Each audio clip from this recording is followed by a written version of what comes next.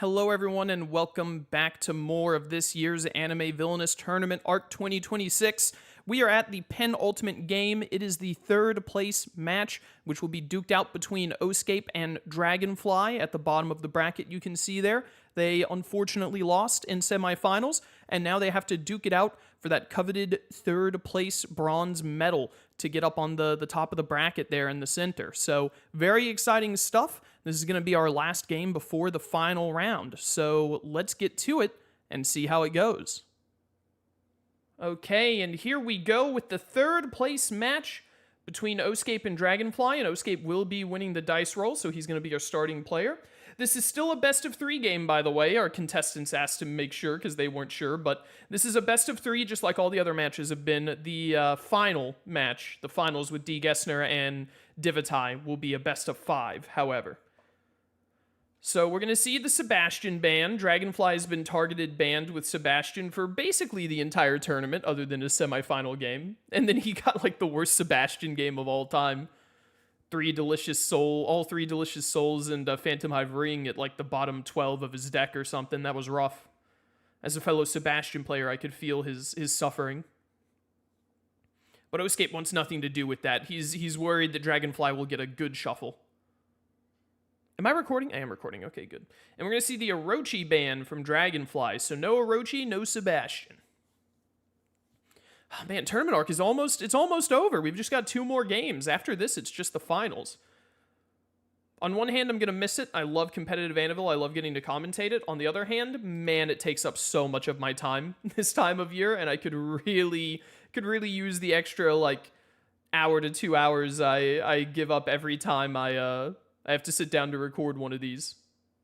I got a lot of work to catch up on, especially for Annabelle for Winner Takes All. Dragonfly is thinking very hard about who he wants to blind pick here. He pulled out 2 different villain cards.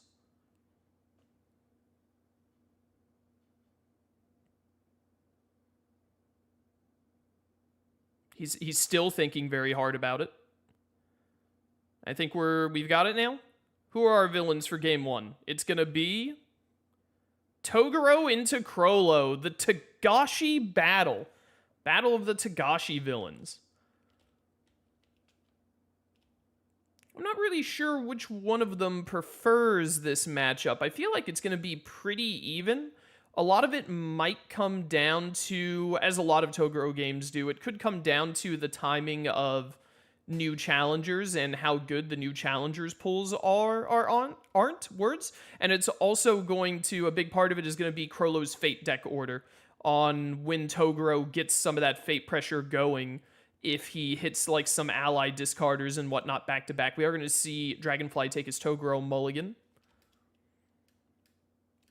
And Crollo will be our starter here. Haven't we seen this exact matchup? Didn't Dragonfly also play Toguro into a Crollo matchup at some point? And I think the Crollo played it too conservatively? Or was that actually a Oscape playing Crollo and playing too conservatively against someone else? I feel like we've seen this matchup before, and I remember being like, the Crollo player was too timid with fate actions on Toguro. I don't know if that was shuffled or not. Take away that starting power. Darkness Flame Sword out the gate being lost is very unfortunate. But it's not too big of a deal. We are going to see Dragonfly go to Wilderness and get an immediate new challengers out. His first new challengers could really set the tone, and that is not a good pull. You get Chew, which you could have just played naturally with new challengers, and you get to mill out an Overwhelming Power, which Overwhelming Power isn't even really that bad into this matchup. You put him at Hiei here, because Darkness, even if Darkness Flame Sword was still in rotation, you'd put him at Hiei. It's the safest spot for early allies, because only Darkness Flame Sword can hit someone at Hiei's location. If you put him at any of the other 3, Darkness Flame Sword and another one can hit. We are going to see the hideout turn from Oscape here. He's not going to take Underground Auction. Honestly, I might have gone to Underground Auction here to try and pull into a... You want to make sure that you, with Darkness Flame Sword gone especially, you want to get moving on these. I also would probably put this +1 strength not on Bonolanov. I'd put it on Illumi, because now you have a 3 strength or Rogue Limb target. And there's the Rogue Limb. Although Zeno to Underground Auction is probably better here, to be honest, since Illumi is already out.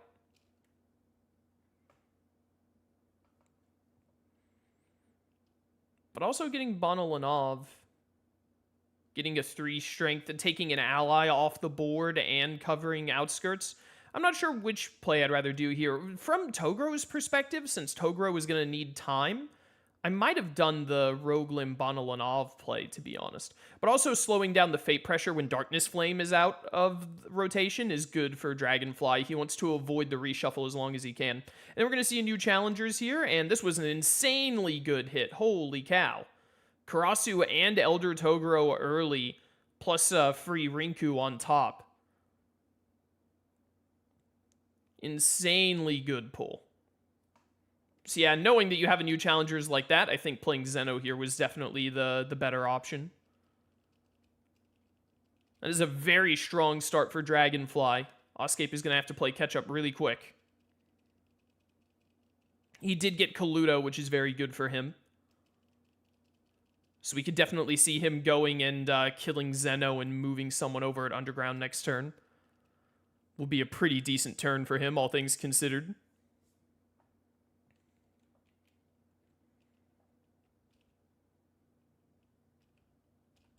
Ooh, very, very bad Eat Unboxable. This has been a very unlucky Fate order for Oscape thus far. He's going to want to open up his top Fate and pressure... He's going to want to open up his top Fate and pressure going through this Fate deck very fast with how that played out before Togro can start doing 80% Fates.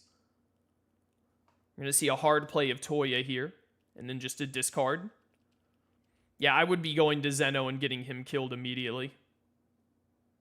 Rogue Limb is already gone, so putting a +1 on Cluedo here is actually pretty worthwhile. It is going to be moving Illumi. I might have moved Bonolanov here. That gets rid of Zeno. Oh, and he threw out Stolen Ability, which is probably the only good card he had to play. So he's going to get 2 power. He's going to change 1 power into 2 here. Not very good with that Requiem out, but it's something. And then a relatively weak Fate for Dragonfly here, which is really good for Oscape. He kind of needs that with how Togoro's villain deck and Fate deck have been going thus far. Leorio isn't a good pull here because if you pull Illumi, who's the furthest one away, it means you get to immediately clash Leorio. I could definitely see a York new turn here and just giving up Bonolanov to kill Leorio, playing out another ally and moving Machi or Coluto over. You probably want to leave... I don't know. Coluto is always a weird one because like Silva or Gon can just take out Coluto anyway, but you also want Coluto to be threatening murder. We're going to see Toya... Oh, a Risho play into Toya's discard, putting it on Risho. And Eden Box is gone, so Risho is safe over there as well.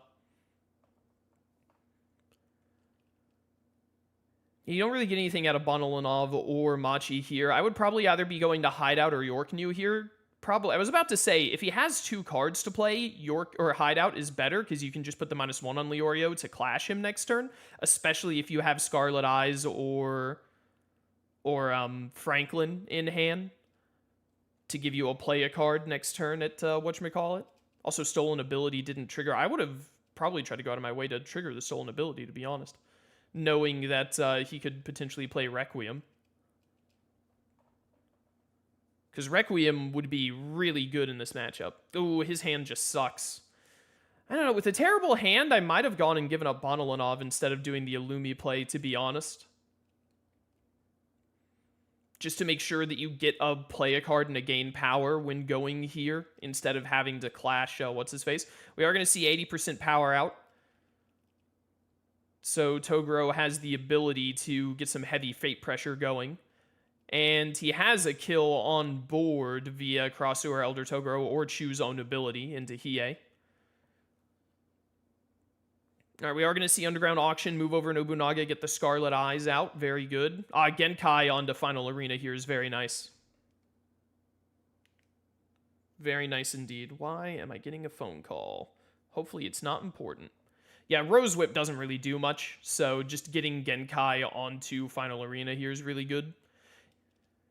You could have Rose Whipped Karasu back and forth to put him at 0 and put him at Final Arena. That definitely wouldn't have been bad, but I think forcing Genkai to be annoying with 80% to slow down Fates right now, because this is, yeah, and there's gone. It's probably going to be on the top Fate kill Bonolanov. Actually going to go to Yorknew and kill a Lumi. It does take away one of the main whatchamacallits. I guess the plan here is that Dragonfly isn't going to worry about fading since Genkai got out, and instead he's just going maximum progress blockage and plans to outspeed Oscape.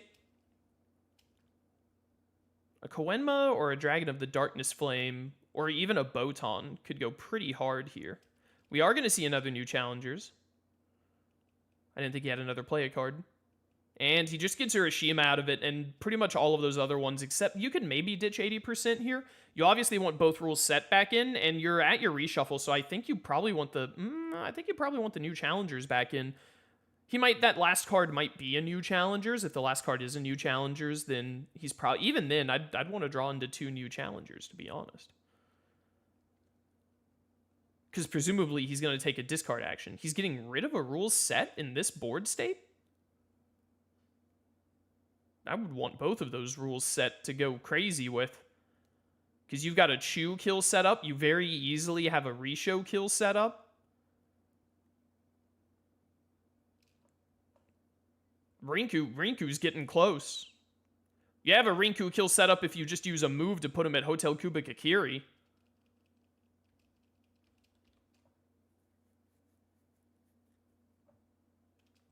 Risho gets another strength here, so he's basically set up. You have like 3 potential kills set up. I would have wanted that other rule set. This is going to be a gain 2 power Clash Leorio turn. You probably want to avoid Stolen Ability triggering at this point until you can get Requiem out. He's going to go over to Hideout here. Probably has some good card plays to make happen. We're going to see Franklin into Hisoka, which brings back a Lumi, presumably. I'm not sure what else is in his discard pile that he'd want more than a Lumi here. Oh, Pakunoda, actually. Yeah, it's fair. And he has another play a card. He could actually attach Hisoka to himself here. Or no, was he out of play a cards? He played Franklin into Hisoka. Didn't he have one more play? Did I miss a play? No, Requi, he didn't play out another scheme. We're going to see Final Arena here. Rules set for 4. And then he is just going to have Rinku kill Genkai. And then give up 80% to Fate. Kill on the top Fate would be pretty good here. You just want to stop him from getting to the Toguro reshuffle as fast as possible because the early Fates were very unlucky for Oscape. I think Oscape made a bit of a mistake with not taking out Leorio when he had the chance. Because what he really wants to do right now is pressure through this Fate deck, because there are still good Fates to hit in here. Fly Swatter would be great to take out Karasu or Elder Toguro. You could get Dragon of the Darkness Flame, which is always just annoying in general. Botan or Koenma could slow him down a little bit.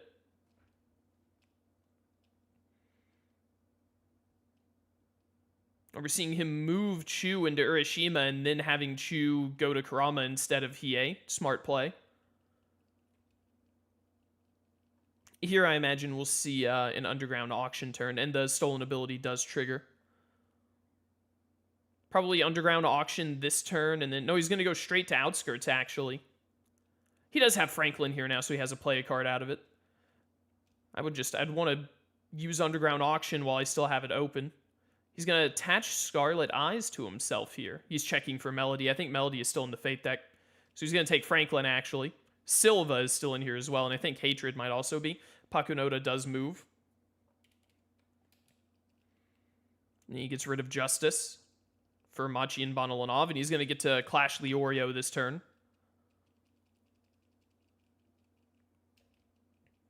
Discard Conductor of Death, and then we'll see Fly Swatter and Botan together is a little unfortunate. Probably Fly Swat. I don't know if I want to Fly Swat Toguro or Karasu more here. I think it's Karasu. I think you Fly Swat Karasu here. I don't think Botan... Botan could go on to Yusuke, which would definitely be troublesome, but with Elder Toguro and Karasu both out, I don't think it's going to do great. He is going to choose to kill Elder Toguro instead. I think killing Karasu, who is already at 3 strength, would have been better there, to be honest, but killing Elder Toguro is always good, plus it's canon.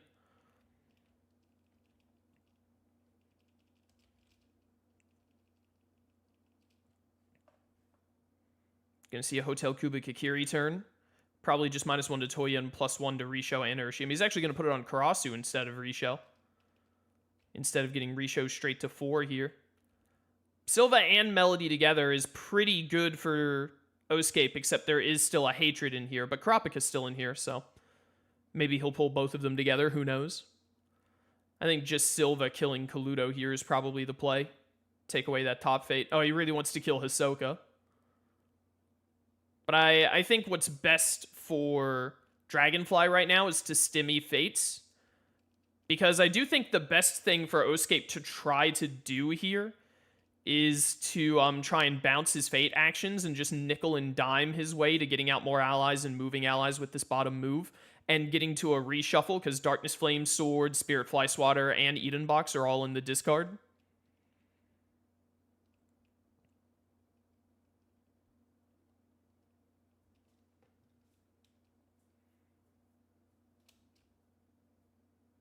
It's been a very, very strong Toguro game for Dragonfly. His villain deck and his Fate deck have both been very in his favor.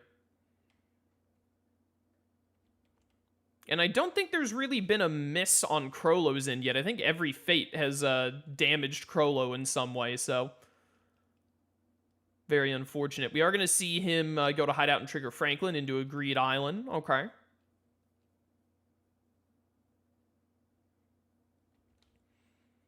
So then he's going to have 3 power and 2 play card actions here, and he's dropped Franklin off at Hideout.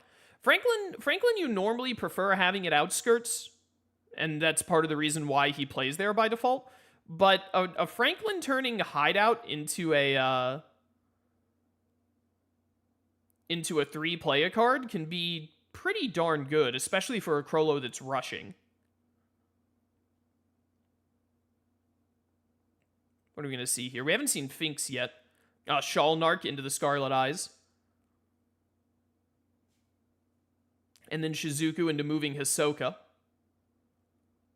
I think we're seeing Oscape start to pivot into hard focusing on... Oh, yeah, he got rid of Uvigan. Okay, we're seeing him pivot hard into progress here with Shizuku and Shalnark out. There is an 80% out, so we could see a Fate here.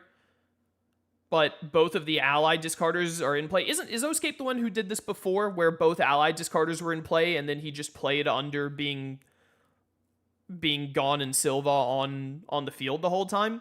This is a risky play because, well, Toguro's only... It's not that risky, because Toguro is only at 1 ally right now. He's technically... Realistically, he's at 3 allies in the pile, because Risho and Urashima are easy to put in here. We are going to see a new challengers. I think he's guaranteed to have a rule set in hand right now, so we, if he gives up the 80%, we'll definitely see this pile go up to 3 instantly. Honestly, I'd keep, I don't know, 15 cards? You have all the other new challengers up, you could probably afford to ditch 100% and reigning champ here. There's a part of me that's really tempted to just, keep them in, but if you draw them both immediately, it's going to be really bad. So I do think the better play here is to discard both of them and just make sure you're going to be throwing out more new challengers to get through this deck shuffle ASAP. This is just basically 2 new challengers will get you through almost this entire deck shuffle. Quick and easy. We're going to see the Shishiwak play. He's going to move Bakken over, so Bakken will lose his strength and Shishiwakamaru will gain 2. Bakken losing strength isn't really a big deal here because these guys are going to be going into the pile soon. Oh, and Urashima also lost and gained 1. So that puts him in range. Not doing the 80% Vanquish shenanigans here, though. We are going to see it's actually going to be Shizuku here instead of Shalnark, and it's going to move over the Scarlet Eyes. Scarlet Eyes are the most dangerous ones because Hatred into Melody exists right now. And then we're going to see a Spider's Limbs on Shalnark. Ooh, planning to go drop off Shalnark at Hideout and pull over Scarlet Eyes. And then just leave Shizuku here to make the bottom Fate also a move action. No Dragon of the Darkness Flame, no Spirit Wave for Genkai here, and no Koenma. Wow. Yeah, you probably -2 Karasu and then -1 Shishiwakamaru, I guess. Here is probably the best option with Spirit Sword. You could also Shotgun. Urishima's already got more than he needs, though. So you probably here you Shotgun, Risho, Shishiwak, and Bakken, maybe? Oh, Urashima. I keep thinking Urashima has one more strength than he does. So this does take Urashima out, actually. So he does need one more. Karasu fixes that, though. Karasu puts Urashima and Shishiwak right back where they were. That was a very... This has been a very lucky Fate deck for Dragonfly. Like, very, very lucky.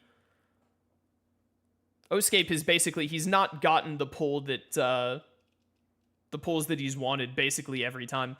I feel like Dragonfly, with how Oscape is obviously going to play this game of leaving out Silva and Gon, I feel like Dragonfly probably would have been better off using 80% last turn. This is a pretty good Neon, but also Kurapika is Kurapika. With him rushing like this, Spider Limbs is very important. I would probably put Kurapika at the top Fate, or the bottom Fate, I mean. I'd probably put Kurapika at the bottom Fate here. There's a small argument to put Neon at the bottom Fate, but... No, Neon at the bottom Fate might actually cost him more in the long run than Kurapika does. And you have Hatred coming up here to Hatred out Kurapika or Melody into Scarlet Eyes. I think there's a world where you put Neon at the bottom Fate there. Playing Kurapika obviously isn't bad. He's a 5-strengther and he makes Spider Limbs and Phantom Troop harder to use. But I really could have seen a situation there where you hit Neon there, because that just makes with this setup that he has, not having his ability for 2 turns is some major progress slowdown. I honestly, this is going to be a really interesting game. I think a lot of it might come down to what the top of Togro's Fate deck ends up being. He's debating moving Rinku to trigger Shishiwak at the cost of 1 strength on Rinku.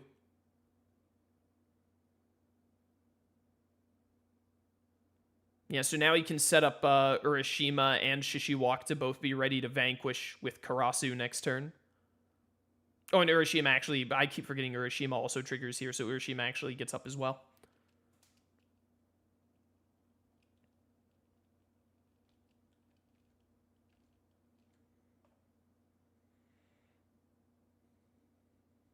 And he's going to hard play Jin here. And then you still have your Vanquish, right? Yeah, put Urashima in. Get Bakken up 1. Still 6 more to go. What are you going to do with the Shalnark turn? You're going to drop... Yeah, drop Shalnark here. Pull over Scarlet Eyes. Oh, he's thinking twice about it.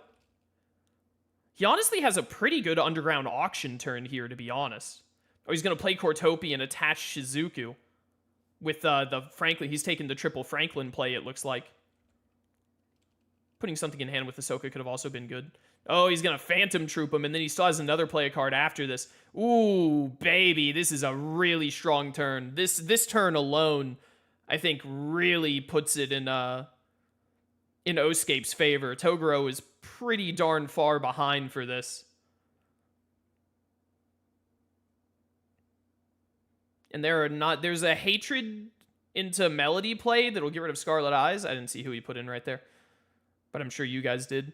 There's a Melody into Scarlet Eyes to get rid of Scarlet Eyes, and then Judgment Chain can happen, but whoo, boy. You probably move over Cortopi here. Gonna be Greed Island. Planning to go to Underground Auction and attach Greed Island with Cortopi? Well, if you go to Underground Auction, I would attach Cortopi with Pakunoda, and then move Pakunoda or Greed Island in. Oh, and then playing out Requiem and Spider's Head. Whoo, baby. Right, because he got another Franklin play from the, whatchamacallit, 1, 2, 3, 4, 5, 6. And Hisoka and Greed Island are both lined up for getting Phantom Troop in hand guaranteed. This is definitely Oscape's game to lose now. That was a huge swing turn. Very Cortopi into the Phantom Troop to be able to immediately play Shizuku from Outskirts to Hideout and move stuff closer all at once. Whoo, baby. Very strong turn. We are going to see Hotel Kubakakiri here. He can definitely get a kill via Risho or Shishiwak thanks to Karasu. And then using Toya for the Vanquish. I'm surprised you'd put one on Bakken here instead of on Rinku. I'd try and buff up Rinku, because Bakken will get one from Risho going in, and Bakken will get one from Rinku going in. So I'd really focus on pumping up Rinku here to try and make it where he can potentially get a kill. We are going to see the Hatred. You probably kill Greed Island here. You could kill Scarlet Eyes, but I'm going to be honest, killing Scarlet Eyes, I'm not sure it's as useful as killing Greed Island, because Hisoka is right here anyway.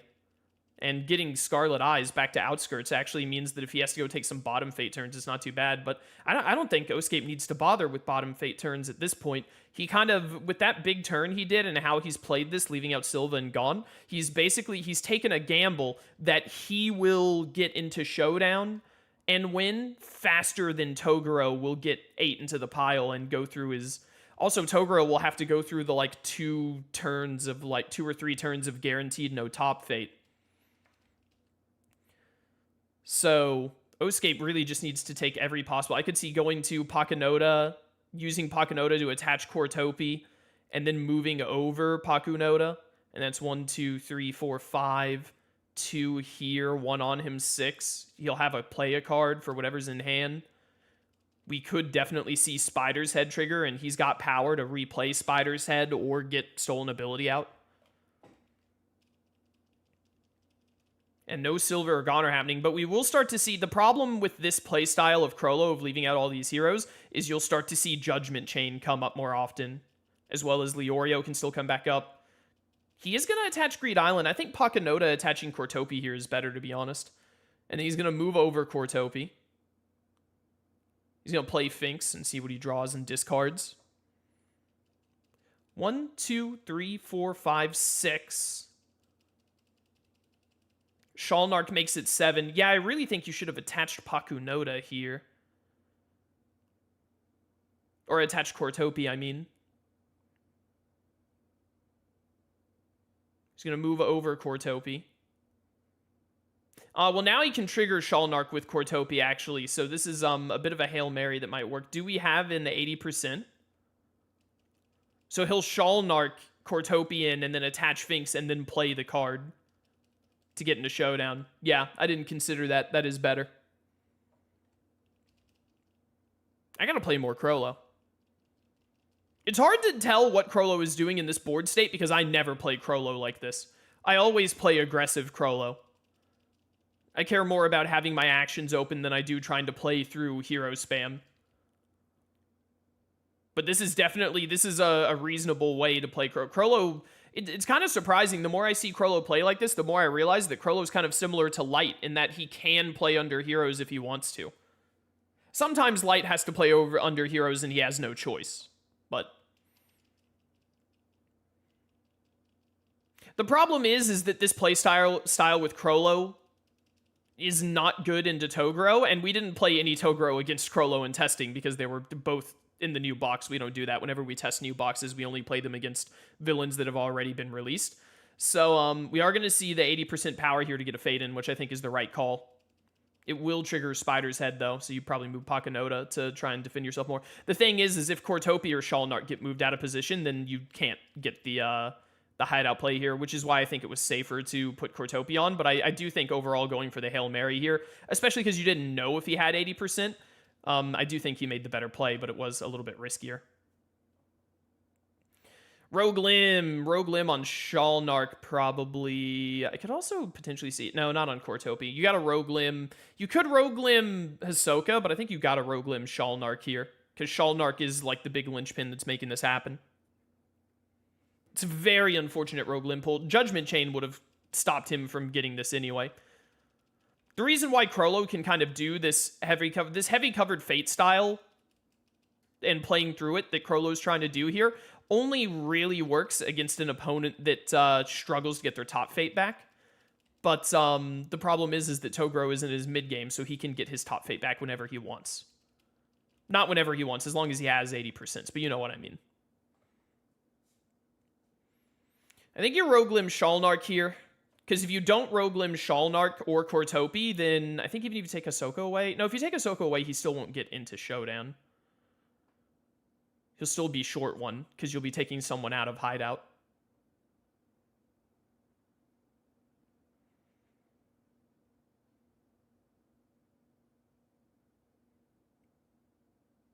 It's got to be Shalnark or Cortopi. It should be Shalnark. There's a world where you pick Ahsoka, but... The problem is that once he gets the hideout clear with Phantom Troop, Ahsoka immediately dies to the sheer number of allies.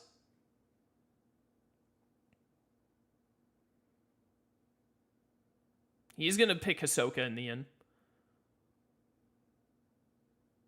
1, 2, 3, 4, 5. There are 8 total there. There's no way he can get Finks, Cortopi, and Pakunoda all over at once. And Toguro has his bottom fate next turn. We're going to see him move Rinku back over, and then do the Risho Vanquish, which puts Bakken up to 4. So Rinku is on, but he's still 2 strength shy of being able to punch Hiei. Stolen Ability does trigger here. Probably you just want Stolen Ability again here, because you're a little low on power. The other option is Spider's Head, but you're not really wanting for getting these moves over, because the problem is this is where the trouble comes in. That Rogue Limb was very unfortunate. Judgment Chain, again, would have stopped the immediate showdown anyway. It is going to be Spider's Head, which is fair. Judgment Chain still would have stopped him immediately getting into showdown by moving Shalnark and Shizuku both over. But, Rogue Limb was definitely, like, the worst thing that could come up there. We're going to see an Illumi play and start weakening Hisoka, presumably. No, he's going to start weakening Kurapika. And Illumi's going to go to York New. He did Franklin play for Illumi there, and then he gets another play with Kaluto and gets a -2 on Silva. Weakening up the heroes for when he gets into Showdown. He is going to clash Melody here, which I honestly don't agree with, because Hisoka is sitting here anyway, because now there's a Hatred target, and Hatred is still in here.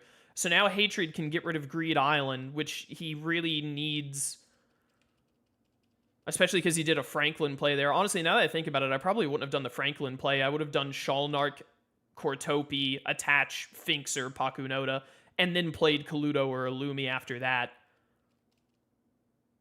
I'm really not a huge fan of the Franklin play just to get more pieces out.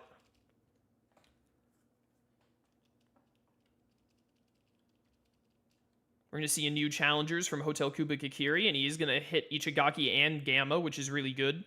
He can throw both of them at Kurama, or both of them at Kuwabara, and then immediately get a kill with Toya, giving him the Vanquish here. And that'll put him at 5. Yeah, that Rogue Limb was really damaging. And Dragonfly is catching up pretty quickly. Yeah, he's going to put them both there. And then you use Toya to just get Ichigaki in immediately, then you're only 3 away.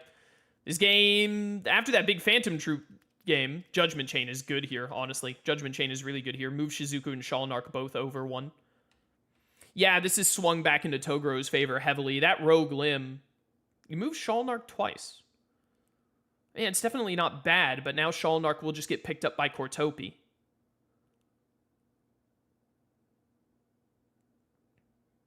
Could definitely see a York New attach Shalnark turn here. Because then you can go back to hideout the following turn, Shalnark back into place, attach Cortopi, or move Cortopi and then attach someone. That's what I would do, and then I would bank on him just not having 80%. But he is going to go over here and put Silva at 0 and then just move Illumi? Oh, he's going to Spider Limb Shalnark. All right, yeah, that's fair enough. And then clash Silva, which makes another Hatred target. I think you're too late to clean heroes here. I think you have to commit. Oh, no 80% though. Does that mean he has it? 1, 2, 3, 4, 5, 6. Cortopi 7 via Shalnark, and then Cortopi attaches. Oh, he does have it. He bet on the... He might have known both 80% might be in the discard. I don't actually know. But either they're both in and he knew that that was the right thing to do, or he bet it all on it and it worked out. I thought that there was still 180% in play, which was why I was really worried about doing that. And then we're going to see a spider head trigger from the Suzuki play, so he's super guaranteed to have this now. He could actually move in Pakunoda because attaching some instead of Cortopi, because attaching someone to himself after doing this big turn would actually be really good. 1, 2, 3, 4, 5, 6, 7. He does, I just realized he does have to have Phantom Troop in hand because he has to use Shalnark at hideout to move someone over, so he can't trigger Greed Island. 1, 2, 3, 4, 5, 6, 7. Yeah. So he needs to have, this is going to give Rinku enough to be able to kill Hiei. Could we see a rules set plus a Jin Vanquish? Indeed we will. So Rinku will go in, and then Bakken can go in right after. So it's going to put him at 7. This is going to be an insanely close game. It's going to be a very, very, very close game. Stolen ability does trigger here, so he does get power. I would probably leave out the stolen ability here. Although, honestly, Spider's Head to potentially move Kaluto into Kurapika is actually really strong, but you're going to do that with Shizuku on your big turn. Do you have the Phantom Troop? He must have it if he's going here, otherwise this is a throw. We're going to see Shalnark pull in Pakunoda probably, because you're going to want to attach one of these people to yourself. He's going to do Cortopi, actually. Well, then he can use Cortopi to attach Pakunoda to himself, I guess. That's something. You have the Phantom Troop? He does have the Phantom Troop. Ooh, baby. Having Phantom Troop here, I think, cinches the game for him. Because Toguro still has to go through punching everyone in 100%. And there's a Dragon of the Darkness Flame coming up, so he's going to be very hard-pressed to get extra vanquishes in Showdown. Going to start with Greed Island. Or no, did he start with Finks, actually? No, he didn't. He's going to Greed Island first and then Finks, presumably after he Greed Islands.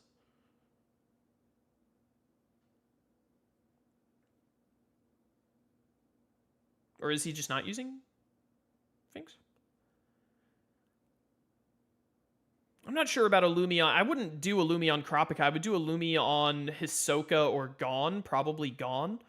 Because you can Shizuku move over Kaluto to Kurapika. Although he might want to use Shizuku to move someone in place to hit Gon, which is also fair. He can't afford the Bloodbath play with Nobunaga.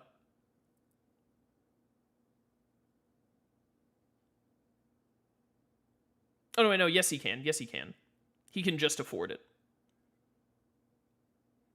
In my head, I was thinking he can play a card with Franklin, and then he wouldn't be at 2 power, and then he wouldn't be able to afford Bloodbath if he did that. But he could just, not play a card with Franklin and instead do a Bloodbath. He's going to use Cortopi to attach Pakunoda to himself, which I think is probably for the best. He's going to play Franklin. And not use Franklin's ability. He's going to play Nobunaga. And then his only Bloodbath target here is Hisoka. Which I don't love. He is going to do it, though. Because I think I'd rather keep the power and the Bloodbath in hand for next turn. Use Nobunaga and Cortopi to get the kill on Hisoka. Because you don't have the power to do another play card here anyway.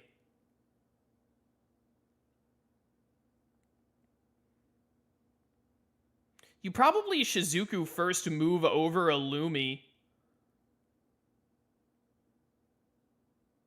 And then Shalnark Illumi back in. He's actually going to attach Illumi to himself instead of Pakunoda. So he left Pakunoda at York New City and then Shalnarked Pakunoda into Hideout, which triggers attaching Illumi from Hideout. And then Shizuku is just going to move Finks over. So one simple move action and Kaluto plus Finks gets the kill on Gon here. Is it possible that he has game on board here? With 0 power, I don't think he has game on board. But he definitely has the Kurapika kill on board. And then it would be very easy to move to Hideout, use Shizuku to move someone to Gon, and then play Bloodbath. So I don't think he definitely doesn't have game on board, unless I'm forgetting some combo he could do here, but he's very close. Well, actually, is there a way that he goes here, Illumi, Vanquish with Illumi and Finks, kill Gone, and move Kaluto over? No, Kurapika will still have one too much strength. And he'll need another Vanquish action by playing Bloodbath or something, so I doubt it. Sorry, I should focus on this turn. We're gonna see a new challengers. Gets Elder and Momotaro. Good pulls here. Gonna put Momotaro at Hiei, and he used Karasu to put Gamma, I think is how you say his name, Gamma back up to 1 strength. He only needs one person in right now, and that person is gonna be Karasu. You just put in Karasu here, to be honest. Make sure you get into being able to play 100%. Ooh, bad pull. Justice does nothing here. Justice might actually help him with positioning his allies into heroes. So I might not even play Justice. You can play Crush the Spider here because you don't have to have 2 power for losing power.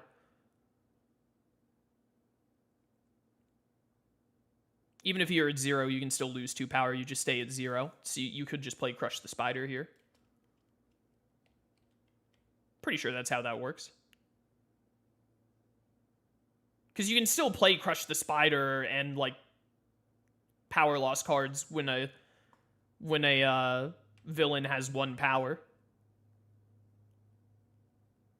So we're going to see the Stolen Ability trigger for 1 power.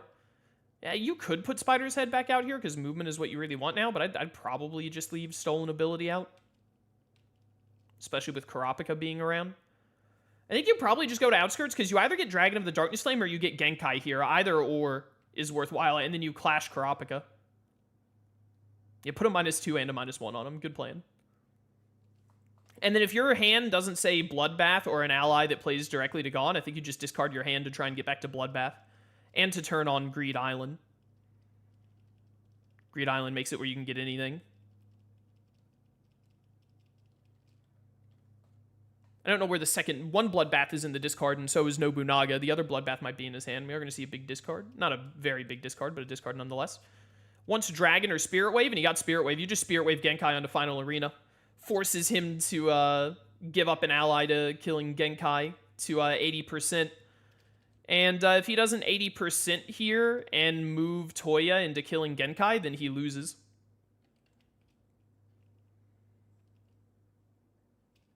Well, that's game. He's just going to hard play Bui, and then he doesn't have 100% in hand. He's just hard discarding.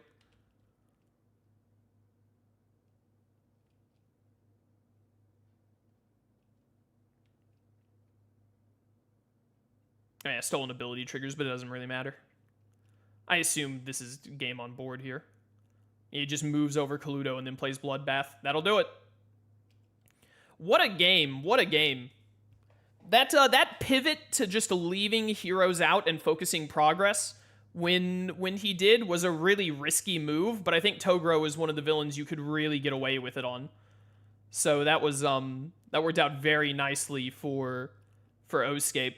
The Toguro, Dragonfly had like a really strong lead in the early game, but then Crollo just really pulled off. I think that the Dragonfly might have done a little too much of 80%ing into top fates in that. I remember that one turn where he went and took the top fate instead of, or he kept 80% when he was at the far left instead of using it to go ahead and get like 2 kills, and instead kept it, and the next turn went to Final Arena and did the top fate and just got 1 kill, I think. Or he might have still gotten 2 kills at that turn, but it was 2 kills 2 turns later, obviously. So I think the Dragonfly needed to rush just a little bit more there, especially when his Fate deck was so kind to him in the early game. I think Crollo might just... now he's going to ban Crollo, now that Dragonfly's a starting player. I think Crollo might like that matchup in general, to be honest. I think that's a good matchup for Crollo. Because well-timed 80% can really cause a lot of trouble, but overall Crollo is just so much faster than Toguro. And he can recover from Crollo can recover from back-to-back fates like that decently well. And Toguro can't just keep up that back-to-back fate pressure. And when he gets into that late game, it's really easy for Crollo to nab out. Because, like, he got to 8 in the pile, but then Crollo was just able to nab out getting into Showdown. And once he's in Showdown, the game is over in, like, 1 or 2 turns for Crollo. Whereas when Toguro gets to 7 or 8 people in the pile, he still has at least like 3, maybe 4 turns to go. And Crollo is just way too quick at that point. So I think that might be pretty well in Crollo's favor, the Tagashi matchup, as I call it. We're going to see Sebastian Band again, of course, and then Oscape will be playing Ainz. And then Dragonfly gets to counterpick into Ainz. Counterpicking into Ainz when you're going first, there are some pretty good options here. You want someone with good early Fate pressure, and someone who doesn't suffer a lot from Fate pressure in the late game, and he's going to choose Crocodile. I don't know about this. Have I ever seen this matchup before? Theoretically, as long as Ainz does not get like early Sebis, early double grasp heart, or as long as Crocodile gets some 4 or 5 strengthers early, if he gets Red Drop, Jerkneve, and Platinum Dragonlord early to lock down that top Fate, theoretically, this can go really well for Crocodile because he should be able to get get Catacombs open relatively early here. Especially going first. He wants to go to Yuba, take his good first discard, cover that top Fate with someone who isn't going to die easily, and then rush open Catacombs. Frost Dragons on Reastize is not the worst. It does take away that starting power, which is very nice, because Ainz, he really needs power to get all of his setup going in the early game. The only thing that'll get rid of Frost Dragons here, realistically, is this early is a grass part. We're going to see him throw out Miss Valentine, setting up to get the extra draw, because he definitely wants to go to Alubarna next turn. And we will see the Baharuth turn, which is going to throw out Cash Shop. So there's no way he's opening this top Fate on his next turn. And then no hero on the first Fate. That's exactly what Dragonfly needs to see to have this Crocodile game take off. He can set up and get Outskirts by turn 3 right now if his deck shuffle is lucky. If he has 2 allies that he can get to Rainbase and Yuba. He doesn't, but he does have a Baroque Works, which again could really set it up. So he could potentially get it while going to Rainbase. I didn't see what all he pulled in there. It was Mr. 2, or Mr. 3, I mean, who does the -1 tokens, and Hidden Blade, and then some other third card. I didn't see what the third card he pulled in was. Must have just been another ally. So you have an ally here, you play him to Rainbase, and he has Mr. 3. So he's going to play Mr. 3 to Rainbase. So he is very possibly going to get the turn 3 pull here. He has to have either Utopia or an ally in hand, and then he can bet on Mr. 3, giving him whatever he's lacking, or he might already have both. It also has to be an ally that isn't all Sunday or isn't Mr. 3, because he can't afford them at Rainbase. We are going to see the very early teleport and still has Cash Shop out. So now he can teleport to Erantel, get the 2 power, and then he can Cash Shop out the staff early. Top 5 cards, Cash Shop and Teleport, is basically as close to ideal of an Ainz start as you can get. The only thing better is just having Teleport and staff in hand turn 1. We are going to see him go to Rainbase. Does he have it? He's got an ally. And he's got turn 3 Utopia. All right, so this game is very in Crocodile's favor now. He's going to move Valentine to Catacombs? Why would you do that? Just so that if he gets Zoro, he gets to kill someone and cover the top Fate? You don't want an ally at Catacombs because all of like the good heroes, like their abilities trigger. He thankfully didn't get one. Their good abilities trigger on allies, so like you want Catacombs open, so you don't want to incentivize a hero going there. I'm not sure why he moved Valentine there. Also, now Valentine can't move into killing a hero at Catacombs. Why did he do that? I gotta ask him about that later. He's gonna go to Yuba and get a draw. Did he just really want Alubarna open? Was he trying to defend Alubarna and make Alubarna less tempting? We're gonna see the Reastize Knights. I would put them at Erantel. That's the most annoying location for them. But he is going to put them at Nazarick. So we could potentially see Nazarick and then just play Momon Clash. Also, the staff got out. I missed that. Oscape took his turn so quickly. I think he just went over here, faded, moved Teleport, and played staff. But I was so focused on his Fate instead. We're going to see a Grass part on Reastize. So Reastize is very useful there to stop the Frost Dragon kill. I'm so glad we updated these to not be annoying. Does he have the other Grasp? Oh no, he's just taking the discard and then setting up the Fate shuffle. He wants to try and Fate spam down Croc here. Oh, Miss All Sunday is out. They're playing so fast I'm missing plays. He got Miss All Sunday out last turn. He's gonna go to Rain Base, get his card draw, move Sunday, get Mr. 4 and Golden Hook out, so he's set up to potentially kill Luffy or Miss All Sunday later. We're gonna see the Baharuth, or we're just gonna see like big. I don't honestly fate spamming Croc isn't gonna do too much for you here. He's just gonna Duplicitous Miss All Sunday, which I think is the best play. He wants to buy as much time as possible. All Dragonfly wants to be doing here is making progress. We're gonna see an inner monologue play.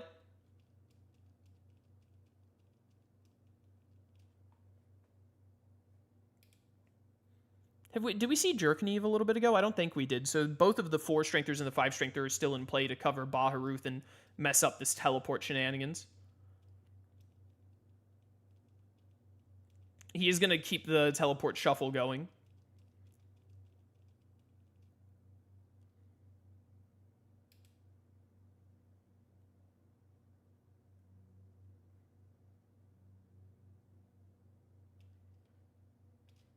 It will be a Yuba turn from Dragonfly here. He's still got to pay his Poneglyph tax at some point, and his Water Weakness tax. Double whiff unexpected defeat. Holy cow, that's insanely unlucky for Dragonfly. That is very unlucky, and it gives Oscape a lot of momentum here. That's very unfortunate. He's gonna get out 2 more allies and get another fate. Zoro kill Mr. 4 at the top fate here. What? Making Rain Base worse? Okay, yeah, because he has to go there to move him. That's fair. Oh, and then he's going to give up the Fate Shuffle and go to Nazarick. Okay, if he's doing that, I understand doing that. I really would have wanted to kill Mr. 4 there, though. I didn't move Luffy all the way to Rain Base unless you think you're going to kill Zoro in the next, 2 turns. Unless you're going to kill Zoro in the next, 2 turns, I would put Luffy at Rain Base because you're going to be going to Yuba to keep Fate pressure up, and you want the draw, discard, gain power. I don't know about all that. Because you really don't want to go to Rain Base next turn with no power. Ah, great red drop timing. Immediately rewarded after he had that awful turn previously. I'm going to see Cocoitus thrown down so red drop can die to Momon or to Grasspart. The duck! You just put the duck on the top fate here with Vivi. Although Vivi will die to Mr. 4. But honestly, making him use Mr. 4 on Vivi is worthwhile. You take the Mr. 4 kill here. And get Vivi out of there. Yeah, absolutely. Vivi annoying.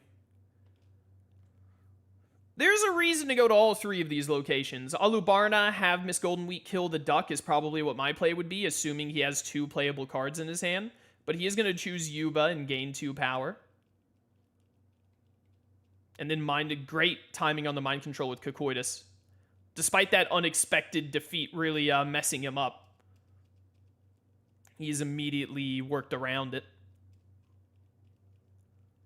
Cocoitus is Momon bait, but it means that this gain 1 move being locked down is worth it.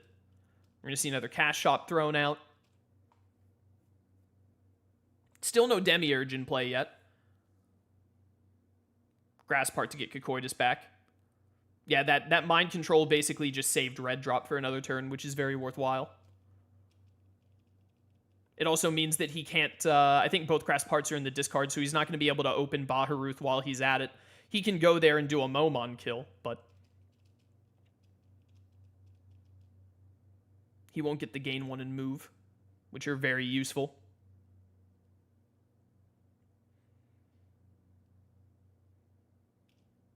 So that Yuba fate did work out for him really well.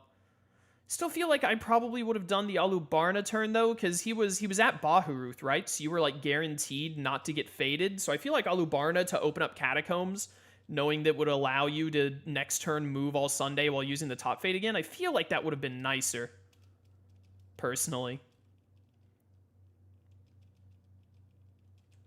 He could go Alubarna turn here, but then he's going to have to, a fate is going to cover Catacombs if he does that, undoubtedly. So it's not as strong. Honestly, you probably want to go to Rain Base and just move Sunday again.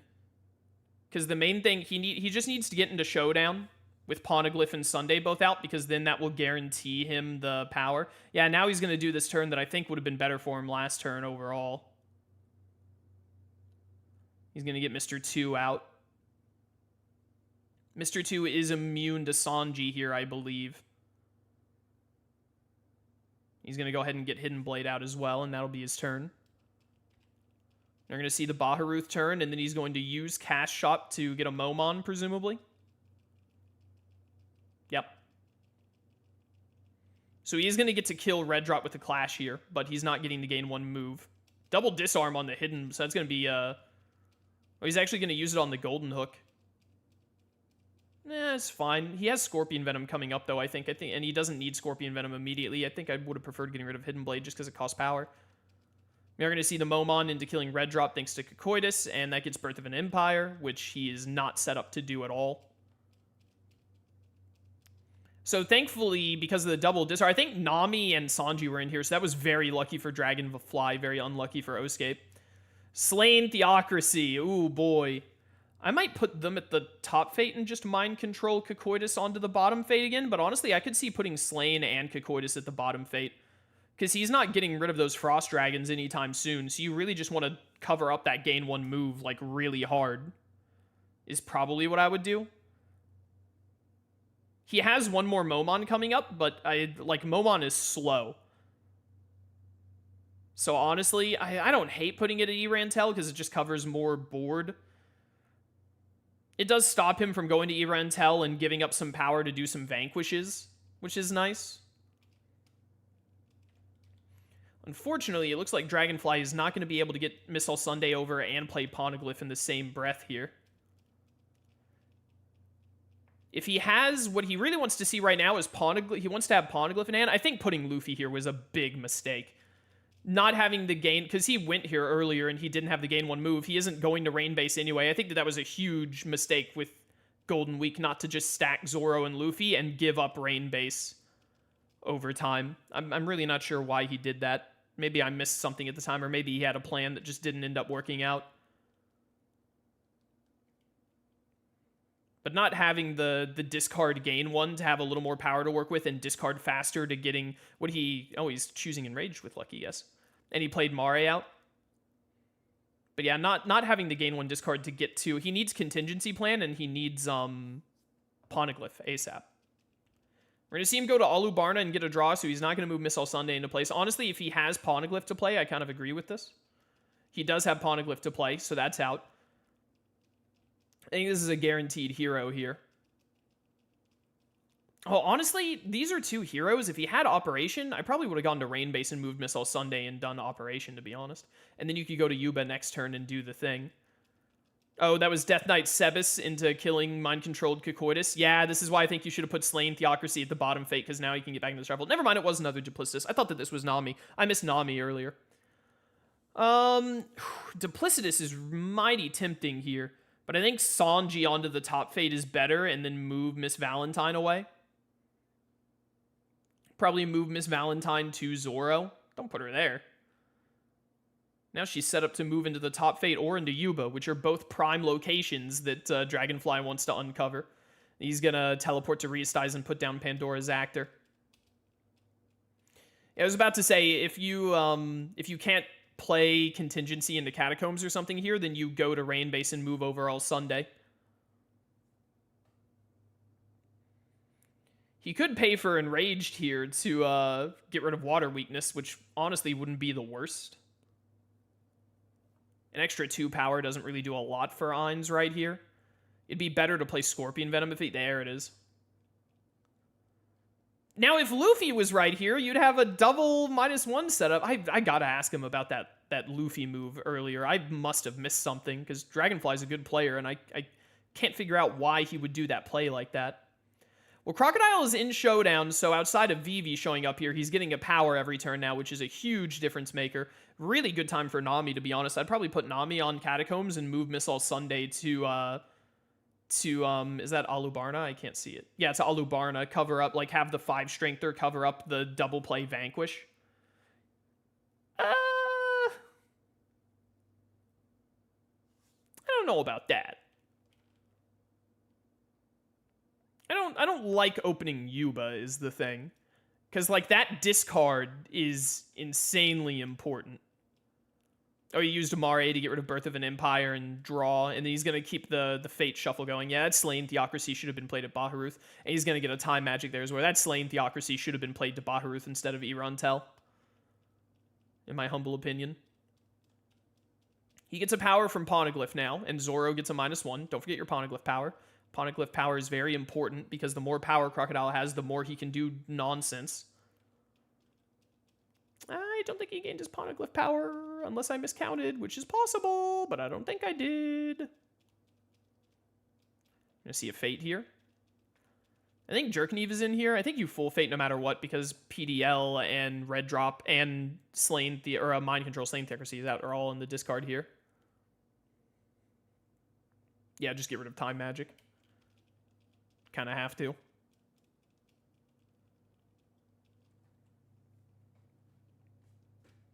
We see Miss Merry Christmas to move over Zoro, and then you can get rid of Water Weakness, which is great. So now Clashes are back on the menu.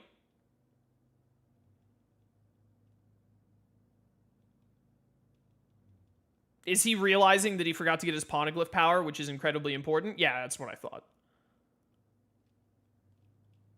Coincidental Encounter, which he could potentially just get off rip here. But I think this is guaranteed Jerkneave, so getting it right now would mean that Jerkneave is going to happen. He's not going to get it right now, it looks like. Which is smart.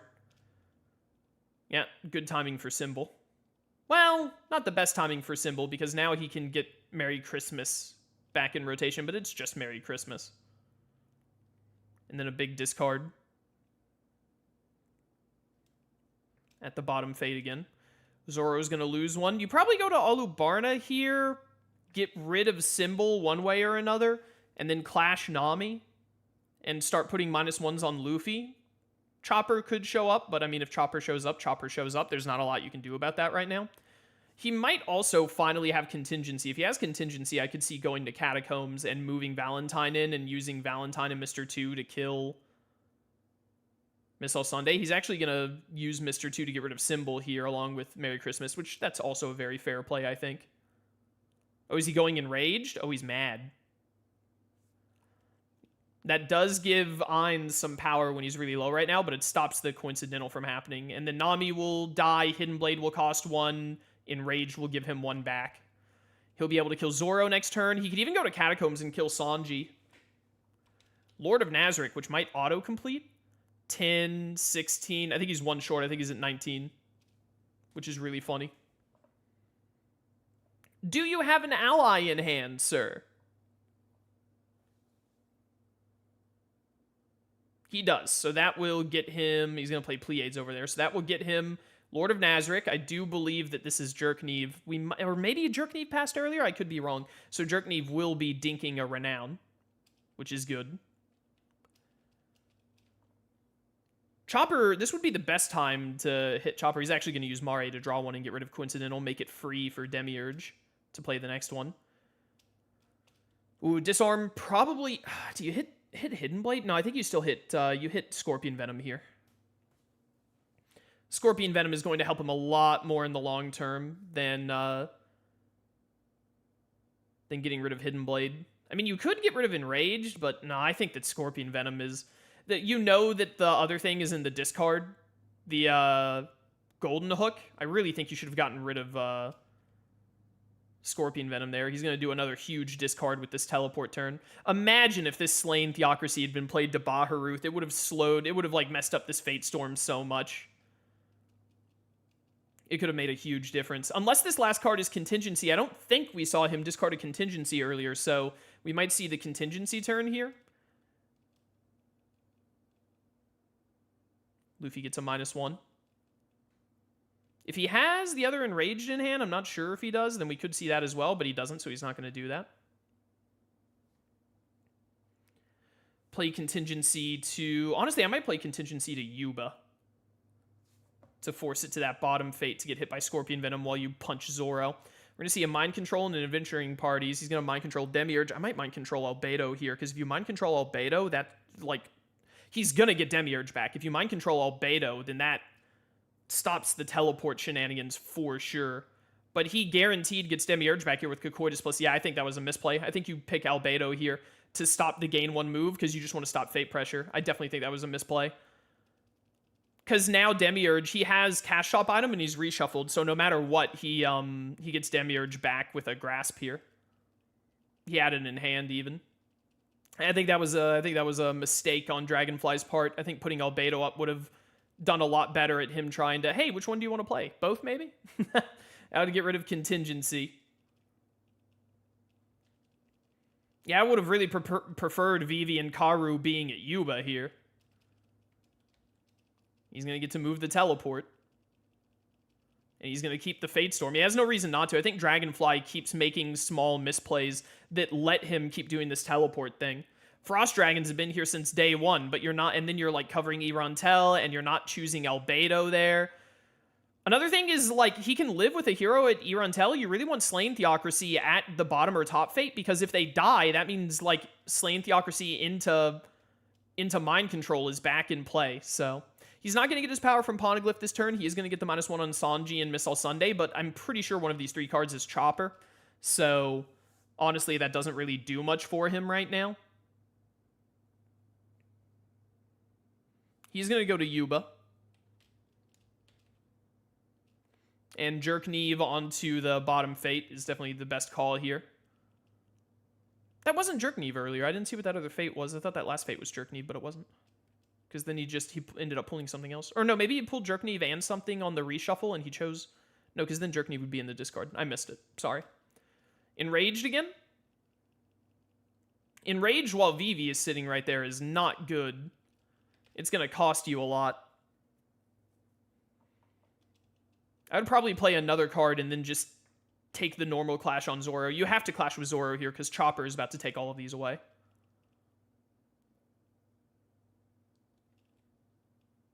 He's going to play Double Finger into killing Sanji. Or he's going to give up Mr. 1 and kill all Sunday here. Not bad, but it is good to go ahead and get her out of the way. And then Sanji is coming up on a reshuffle, potentially. And then that will be the death of Sanji. And he's going to lose 1 to Hidden Blade.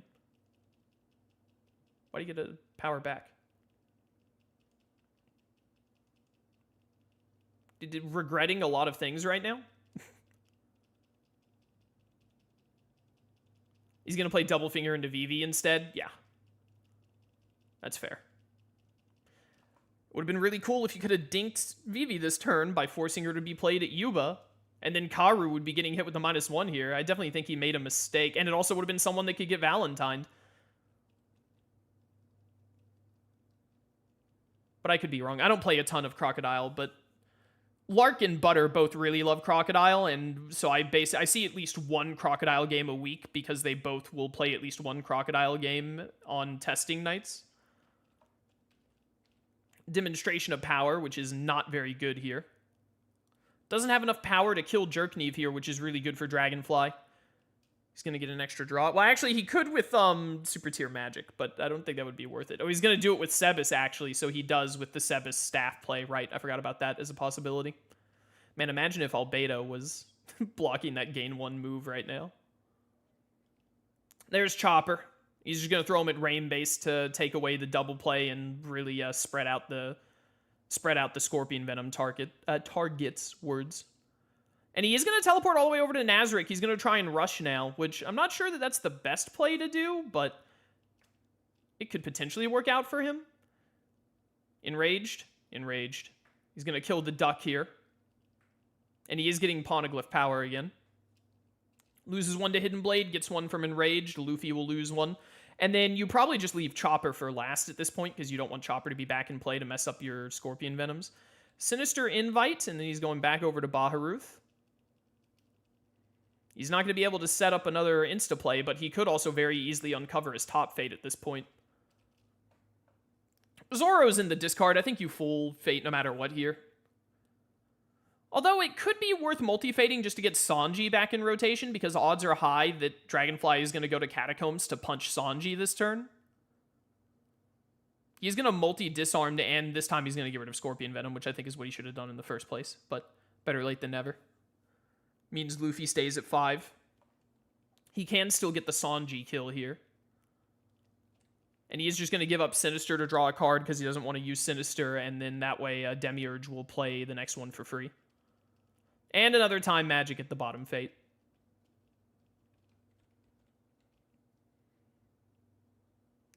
All right, Dragonfly, are you going to go get your kill on Sanji at Catacombs? It will put him in the reshuffle, but I still think it's worth it because you just need to be constantly threatening no heroes on board. Every turn you get a kill is a big difference maker. Although without Scorpion Venom, it's a lot less enticing because he's not going to hit Miss All Sunday with anything. So I could see just going to Yuba here. Ainz is getting really built up. I don't think we've seen Sorcerer King yet, so that's like 3 pretty much guaranteed renown coming up. He is going to go to Catacombs. Do we have a hero mover, perchance? To kill Sanji and also move someone? No, he's just going to throw out Sable for when a gain 3 happens, which is very, very likely that that's going to trigger like immediately. And then he will kill Sanji and keep Enraged and Hidden Blade. And it'll stay at 1 power. Loses 1 to Hidden Blade, gets 1 from Enraged. And then if this Saw Blaze triggers, he can kill Luffy and force the whole reshuffle ordeal. Especially if he has a Desert Spada, he could actually go to... If Luffy gets hit with the Saw Blade, he can go here, kill Luffy, force the reshuffle, play another ally with Mr. 5 there, plus hopefully a 3-strength ally or a move into Valentine. Mr. 5 ally or something maybe, and then kill... Oh, he's actually going to get to 2 power and put Sword back in his hand. Huh. Interesting. False Hero, if he has Momon... He has guaranteed Momon here, so he could... just get himself 3 renown here for the cost of moving Teleport over to Nazarick. He did get the Sable, as I expected. He's going to put it on All Sunday instead, actually. So he's just going to give up on... He doesn't want to kill Luffy. He's just going to give up on it. I don't know. I think I would have tried to take the Luffy kill with the sword and all. We're going to see a strategy meeting, which gets instant political intrigue finished. So that's 1 power, because I think... No, Aura isn't out, actually, so it's just the 1 renown. And then another strategy meeting, so he's not going to be playing Momon. He's going to get 10,000 year plan out, and he's going to try and go for 10k year. 10k year into False Hero could go crazy, but I do believe Platinum Dragon Lord is in play. These would be 2 really good plans to hit with PDL.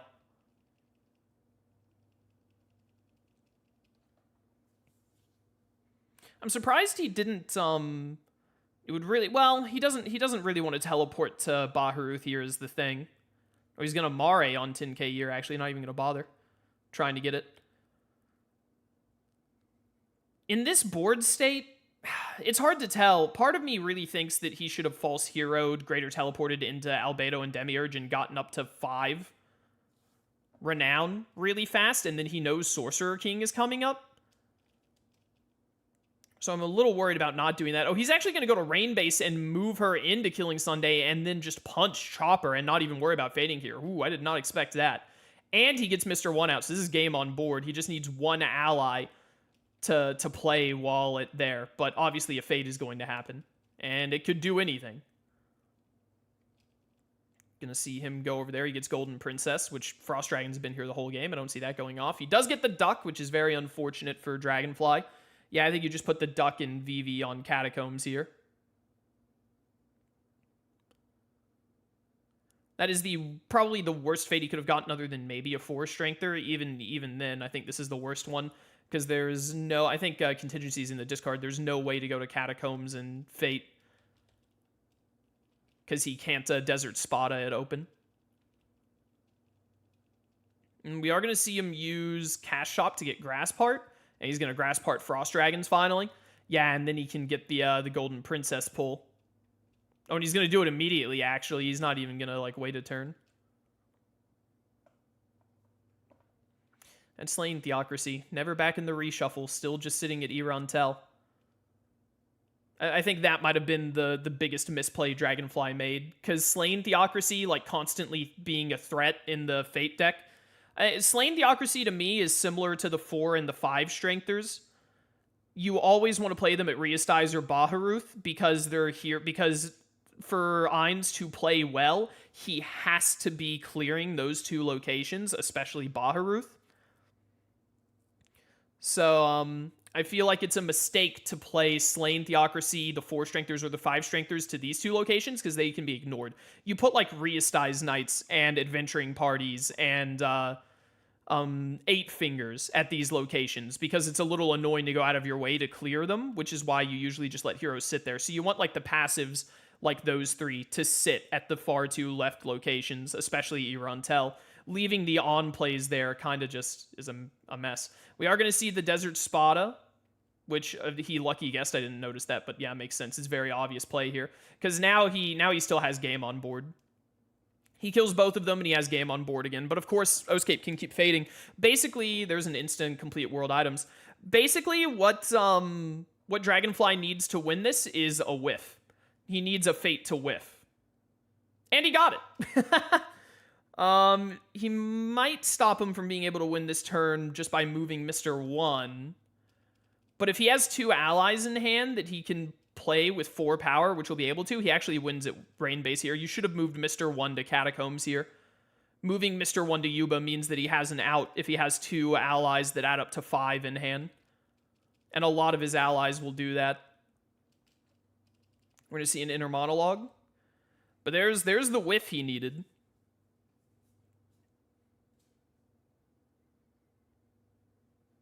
It takes, I think, pretty much every situation, it takes 2 allies to be able to do this. But if Dragonfly has 2 allies, and they're not, like, the perfectly wrong 2 allies, I can't think of all the allies. Like, Mr. 2 would pretty much guarantee it. Golden Week would, with another ally, would guarantee it, because Golden Week would move Luffy into Rain Base with Mr. 1 and the other ally. Yeah, he really should have, I'm going to feel bad for Oscape if he loses this game off of moving Mr. 1 to the left instead of the right. It all comes down to Dragonfly having 2 allies in hand. There's like some combination of 2 allies that won't do it. I'm sure like Golden Week plus any ally does it. Maybe Mr. 2 plus like another weak ally. He's got it. If he's going to Rain Base here, he has it. Yeah, Mr. 4. Then you move Mr. Why are you putting Mr. 4 there? Oh, and then Golden Week into the Mr. 4 into the kill. Yeah, so he also could have done it by moving Mr. 3 to Rain Base, Golden Week Luffy here, and then playing any ally and using the Mr. 1 Vanquish is what I was talking about. I didn't even think about the fact of like Golden Week or Merry Christmas into Mr. 4 and Mr. 1. So because it was Golden Week and Mr. 4 actually moving, that's good. Oscape didn't lose because of it. Putting Mr. 1 at Catacombs wouldn't have mattered in that case, because that kill can happen from anywhere. But if he hadn't had Golden Week, if it had been like any other ally, Merry Christmas still would have done it. If it had been any ally other than Golden Week and Christmas, then Double Finger also would have done it from anywhere. Those 3 would have done it from anywhere. But Mr. 4 plus Mr. 2, Mr. 3, etc. would have worked as long as Mr. 1 was at Yuba, which is why moving him to Catacombs would have been better. But it didn't matter in the end, thankfully, because Dragonfly had the answer no matter what. Crazy game. Dragonfly still managed to pull it out. I do think he misplayed some of those fates on Ainz, though, and I'll stand by that. But thankfully, Crocodile being able to get Catacombs open turn 3, that means he's constantly threatening game, basically. Once he got into Showdown, it was basically every turn was a risk that Crocodile would be able to get himself in a position where he could set up game. And eventually, like, even though Oscape kept nickel and diming him over and over and over again with the greater teleport fates, Oscape wasn't making his own progress fast enough, and so Dragonfly did. Inevitably, Crocodile will have enough, he'll draw into enough allies and do enough Scorpion Venom plus Enraged clashing to eventually win that War of Attrition, unless his opponent is a faster villain, and Ainz just was not fast enough in that situation. But yeah. I still think that it would have been a lot better for... They've stepped away for a minute, but I don't want to have to do a cut for this, so I'm just going to keep talking, because that was a really interesting game. That was a really good game, honestly. Probably one of the better games we've seen. But I do think Dragonfly would have won a lot faster if that one time he mind-controlled Demiurge, if he had mind-controlled Albedo instead. I imagine what his thought process was, is he was afraid of Oscape outracing him at that point. But at the point of the game that he was in, if he just wasn't getting faded every single turn, he absolutely cleared out that board faster than Ainz got into Showdown and cleared his board, without a doubt, in my opinion. I'm sure there's some like technical way, like, well, actually, if it had gone perfectly like this, then Oscape would have outsped him, but I doubt that would have happened. So I think that turn where he picked Demiurge, especially when the easy Grasp Heart kill was like, it was an immediate Grasp Heart. All doing the mind control on Demiurge there did was stop him from one free plan play that turn, which I don't think was worth getting the fate shuffle to continue happening. I also think he really made a mistake with where he put Slain Theocracy. Slain Theocracy would have been better. I think the bottom fate was the best place to put Slain Theocracy that turn. I don't remember the exact board state, but I remember saying it at the time. I think Slain Theocracy at the bottom fate there would have been way better. Here's your public service announcement for Ainz. Any card that is an on-play ability, so the 2/4 Strengthers, Jerkneve and Red Drop, Platinum Dragon Lord, who discards all plans, and Slain Theocracy, and Frost Dragons, all of those on-plays, if you ever play them to the 2 leftmost locations, then Ainz will just leave them there forever, probably, because he doesn't have to worry about them. And it is more beneficial for him for them not to be in rotation in the Fate deck than to have Irantel or Nazarick uncovered, his double play gains. So I think it's a lot better to always play them to the 2 rightmost locations, the 2 Fate locations, because Ainz has to constantly fight to uncover those locations, and then especially Slain Theocracy, that puts them back into play. And a well-timed Slain Theocracy, which turns an ally, like Albedo or Demiurge, into a hero, or Cocoitus even, and let you put another hero on board somewhere, is a huge difference maker. So I think that was a mistake on Dragonfly's part. The ones that you want to put at Irantel, because you do want to block that gain 2 at Irantel to stop the teleport big power gain. The ones you want to put there are the 2 Strengthers, like Adventuring Parties and 8 Fingers and Reastize Knights, because they're annoying and have to be killed. They're going to be Grasp Heart targets because their passives really mess up Ainz a lot, and he needs to get rid of them ASAP. And also, it's annoying to go to, even though they're easy to kill with like Sebas and whatnot, or just a simple Vanquish action, it's annoying to have to go to Irantel to take that Vanquish action just to Death Knight kill them or something. And then it takes a Death Knight out of rotation, which means he has less pieces on the board immediately. So that's your Ainz public service announcement that you should... I'm getting another DM? Oh, they don't know if I'm ready. I gotta let them know.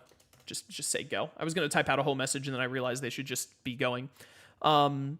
Usually when they take bathroom breaks or they have to step away for something, I go into the call and talk to them about how the games have been going. So they probably were like, wait, is he even there? Did he walk away? They probably thought I had taken a quick break. So thoughtful of them. We're going to see the Sebastian ban again. This time, Oscape gets to counterpick. So I'm really interested to see who Dragonfly is going to ban and who he's going to pick to get countered with. Ainz and Krollo seem to be 2 of Oscape's go-tos, and he can't ban both of them, and both of them like going first. So I'm not sure who Dragonfly has in his repertoire. If I were him, I would probably ban Ainz. Ainz really likes going first, and honestly, I don't think Dragonfly knows exactly how to be fading Ainz effectively. He played that game really well, and he won it, and he's a great player, but I do think that he made some pretty big mistakes that let Oscape get that game a lot closer than it should have been. Because if Dragonfly hadn't cinched out the game when he did, if the game had gone another like 3 or 4 turns, I think Oscape took it, because he had Sorcerer King coming up, and I think he had 13 cards out or was close to it. So that guaranteed like gain 3 renown that he was about to get hit with, and he was at 5. So that's just like one other simple plan, like 2-point plan, or 2 really like gimme 1-point plans. It was getting close. So if I were Dragonfly, I would definitely ban Ainz here. And then I would expect Krollo to be chosen, so I would pick someone who's good into Krollo. And who is good into Krollo, especially going second, you may ask? I'm not sure. I think Diaboromon might do pretty well into him, because Diaboromon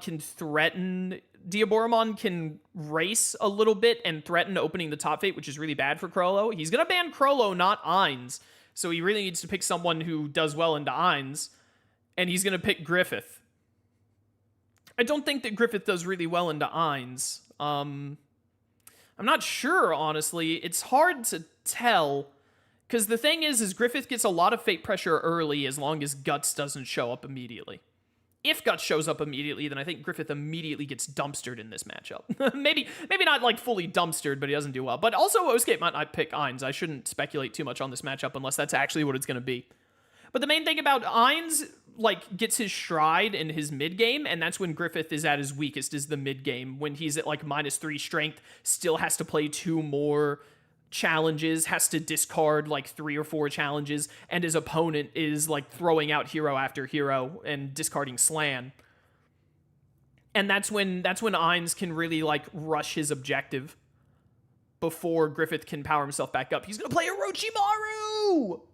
He's gonna play Orochi. I think that Orochi is a pretty good counter into Griffith, especially going first. As a counter, when you're talking about a counter to a villain, it's normally with the assumption that you're going first because you're picking into them, you're countering them. I think Orochimaru is a really good counter pick here.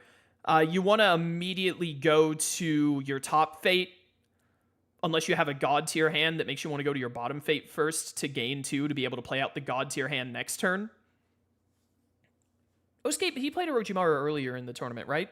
Am I going to get annoyed? I have such a hard time watching people play Orochi because I'm so particular about Orochi playstyle because he's the villain I play the most and enjoy the most. He's still my favorite to this day since the first expansion. We have yet to make a villain that I like more than Orochimaru. But Orochimaru's weakest point is the mid-game when Sasuke is out. So as long as you don't get Sasuke out until you know that top fate is locked down for Griffith, then you can, especially if you can get 2 or even 3 heroes on there on that top fate to really make Griffith pay for taking brand turns, then Orochi can rush through the weakest part of his game while Griffith has very little fate pressure. He's going to go to Forest of Death immediately and go for a fate. A turn 1 Guts could make all the difference here. A whiff fate is awful. Oh, that's so unlucky. That is very rough.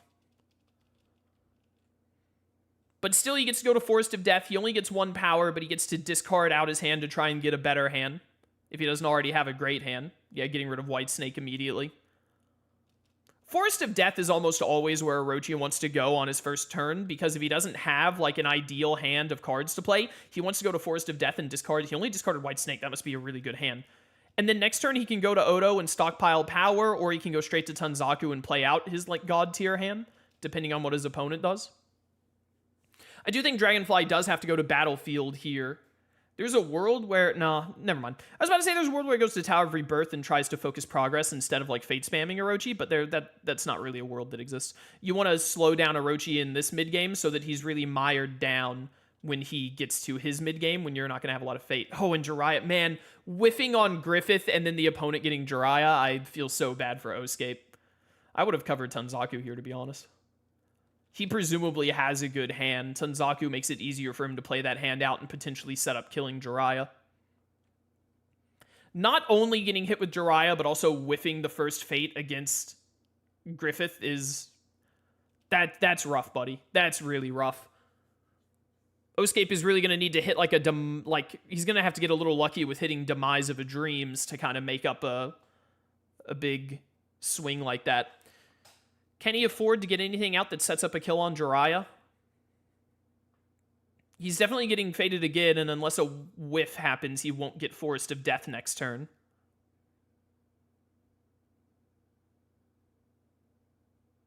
Just thinking really hard about this turn.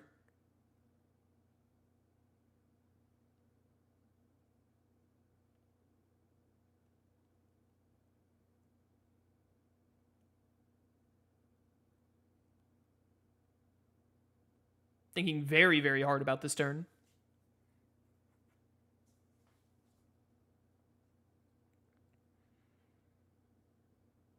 He is thinking so hard about this turn. Did he just discard and end his turn? And he only discarded 1 card? There's no way. I have to... Wait, I'm actually DMing Doc. Screenshot Oscape's hand right now. For me, please. I have to know what that hand is. I have to know what that hand is. Well, I might get to see it because he's decomposing. No hero, though, means he gets a Forest of Death turn, which Oscape really needs right now.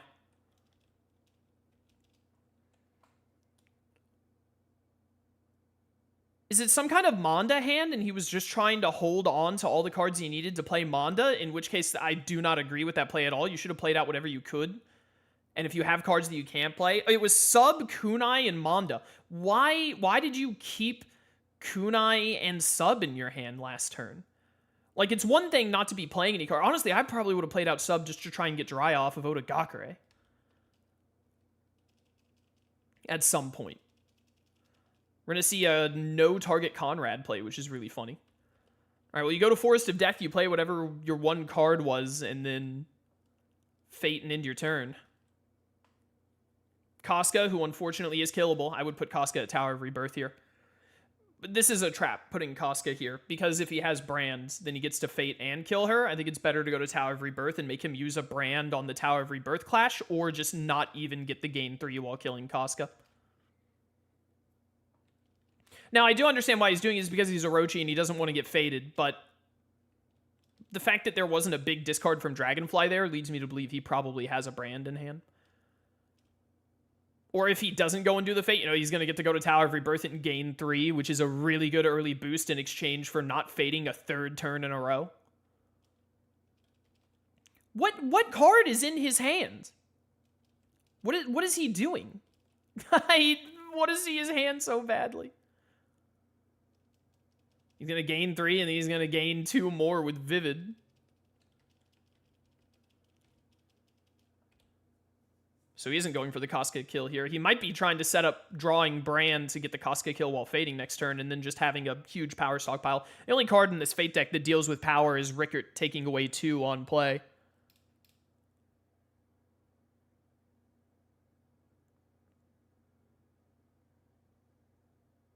Okay, I've seen Oscape's hand now, and I still disagree with his decisions. I also really disagree with his decisions. Where was the card play that turn?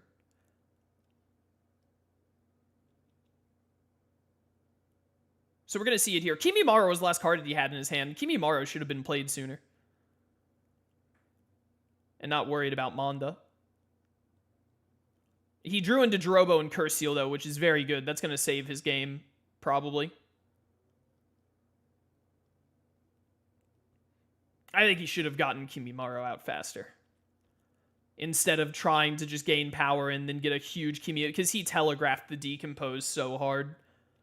If he had done it the other way, if he had played Kimimaro out frame 1 and not worried about Manda, he would have gotten through his deck faster to get to this Curse Seal Jirobo faster and whatnot. And more importantly than that, we are going to see Sarutobi here. Honestly, it's really weird, but I might Shuriken Kimi here. Nah, he's got a Curse Seal on him. I think you just play Saru. If you play Saru, you play him to Odo.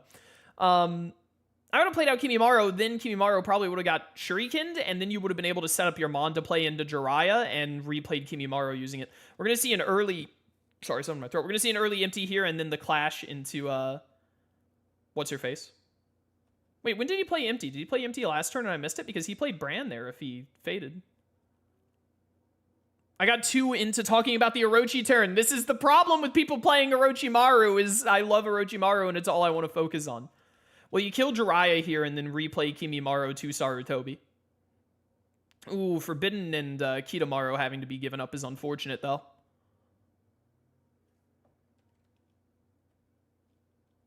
And then we'll see a Fate. Well, Forced Demise. Does he nick a challenge? Ooh, baby. Yes, he does. Absolutely, you get betrayed out here. He's going to play the other one now. Because he's not getting rid of that betrayed anytime soon. Which is fantastic news for Oscape, because it means as soon as he pulls a hero and puts it on battlefield, he's not going to be able to deal with that. Because his other one is the minus strength one, and he kind of just has to chug him now. So that was a very, very good pull for Oscape, even though it wasn't a hero. This could also be very good for Oscape. Tanzaku, Dink, Lee for 1, move him in with Jirobo and clash him. Depends on what his hand looks like. We saw him get rid of a Killing Intent earlier. He could have another Killing Intent and a Curse Seal.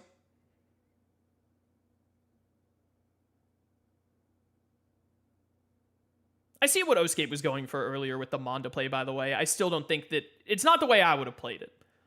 And who knows, maybe his way is better or has worked out for him better in the long run. But you can't be telegraphing that your hand is incredible that much. Your opponent's going to pull Decompose or Dead Demon and ruin your life. Also, if he had pulled Dead Demon instead of Decompose, then Oscape would have had to, no, why are you, no, you should get the Lee kill here. He did have the killing intent. I would have gotten the Lee kill here. He does set up killing Sarutobi, though, I guess. I'm surprised we're not seeing another Fate here, because the reason why I think getting the Lee kill is better here is because it keeps your territory clean, because I thought for sure we would be seeing a Fate here to try and save Sarutobi or Lee. Instead, Dragonfly is going to let him kill Sarutobi and then put a -1 on Lee so that Lee is easily killed overall. He got Slan out with Void, but he wasn't able to get to 0 power to get rid of whatchamacallit. Losing Sword is unfortunate. I'm surprised that Dragonfly let him do that. I don't think he, desperately needed the gain 3 that turn specifically. Rickert to the top Fate, take away 2 power, and there's no way to kill him. Don't. He's going to be able to play a card that gets him to 0 power. Surely he will have a challenge or something that is a 2 cost to get rid of Betrayed. Don't fall for the Siren Song of oh no, I'll help him discard Betrayed here. It's fine. Abandoned is out. You don't really care if he gets rid of Betrayed. He's gonna get rid of Betrayed at some point. Yeah, see, now he's going to Mercenary Camp instead. Which is insane. He's not gonna stop the Tanzaku Jirobo Lee kill turn? Yeah, Ubik. And that'll get Lee out. And he's not going to get rid of Betrayed here because he still has a card in hand. Tanzaku, move Lee and set up whatever other cards you have. You really want to be getting Sealed Coffin soonish because we're about to start reaching... What are you doing? Why is Lee still on the board? You need to have Fate pressure back right here so that you can stop him from getting strong brand turns. And also, you need to get rid of Slan. And Dragonfly's getting rid of his hand so that he can get rid of Betrayed. Oscape, my man, why is Lee on the board right now? Yeah, there's Gara. You play Gara here. Gara to Odagakure, move Kimi to Konoha. Tsunade's fine, but Tsunade's fine because Lee is sitting here.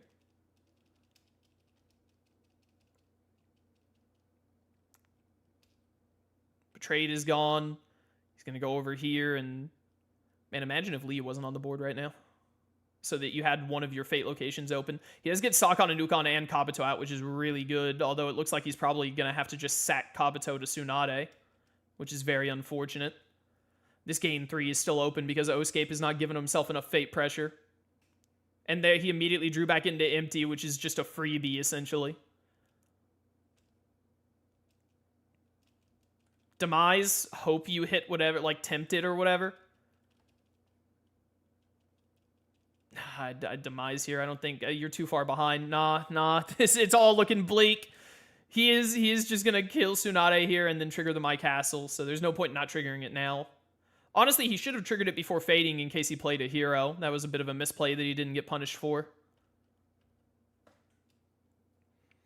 This is, do you have a challenge here? If you have a challenge here, you should go to Mercenary Camp and play it so that you threaten Showdown next turn. Weak Fate, at least. That's good. Probably put Sakura at Konoha here. I don't know, maybe you do put her at Forest of Death because Oscape seems allergic to moving free clashes into Tanzaku for reasons that I can't fathom. It's like the thing Jirobo is second best for is moving someone into dying immediately at Tanzaku. The thing he's most best for is getting Sasuke back in position. We're going to see a Vivid Nightmare to put back in Empty and Slan because he's had such an insane ordering of allies here that Empty means nothing to him.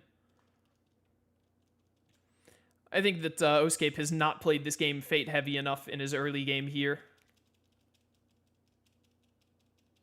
And he's just, why? You want to have more leftover power to be able to do shenanigans. You should go to Tanzaku and do this. What's the point in Jirobo sitting at Forest of Death if you never use him for Forest of Death? Does he have exactly... He has exactly enough. He doesn't have to search a specific amount. That's so funny. Why even have Jirobo at Forest of Death if this is how you're going to use him? You may as well just put Jirobo at Konoha so that he's ready to go for Sasuke nonsense. You could have an extra 2 power here at the end of this turn so that you can go to Forest of Death and Fate next turn while playing the thing. Instead, next turn you have to go to Odo, gain 2, not play the Coffin or activate Sasuke out, and oh.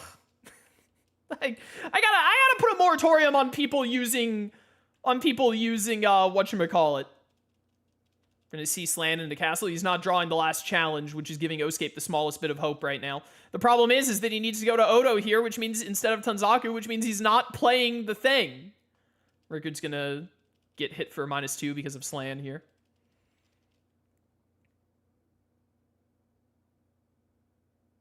God, Gaston to the top Fate. This is an awful Fate order on Griffith as well. He has not drawn either of the 4. Hasn't drawn Corcus, Pippin, Guts, or Casca. Has not drawn any of them, or the other Demise of a Dream. What a limp, what a limp Fate deck from Griffith. Yeah, they're taking away the gain 3 is best here. Now that I think about it more, I just said top Fate out of exasperation because this is not going well. The game isn't over. He does get to get rid of Abandon here, which is insanely good, actually. And he can get rid of Guilty if he really wants to. No, he's going to play out Empty and put down another ally. I think all the Sanity slippings are gone anyway. This game isn't, like, over, but, man, he's going to need some insane Sasuke turns to bring this around.